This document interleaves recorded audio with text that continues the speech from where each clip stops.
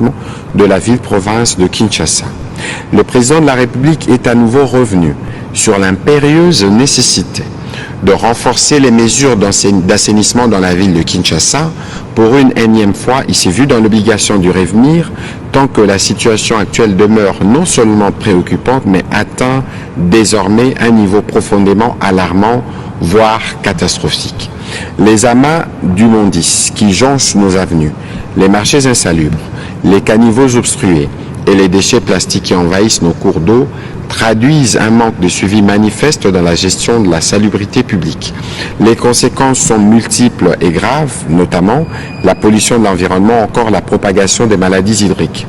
Face à cette situation qui ternit gravement l'image de notre capitale, qui met en péril la santé de nos concitoyens et compromet le fonctionnement harmonieux de la cité, le président de la République convoquera sous peu une réunion d'urgence qui réunira l'ensemble des acteurs concernés, tant au niveau du gouvernement central qu'au niveau du gouvernement provincial, ainsi que les services techniques intervenants, afin de valuer sans complaisance l'exécution de mesures déjà instruites et sur cette épineuse question et d'arrêter les cas échéants des décisions immédiates et contraignantes. Il a prévenu que toute défaillance avérée fera l'objet des sanctions exemplaires sans aucune forme d'indulgence et qu'il n'est plus question de tolérer la négligence, l'inaction, encore moins la complicité dans un domaine aussi essentiel que celui de la salubrité publique. Et à lui de préciser, chacun devra assumer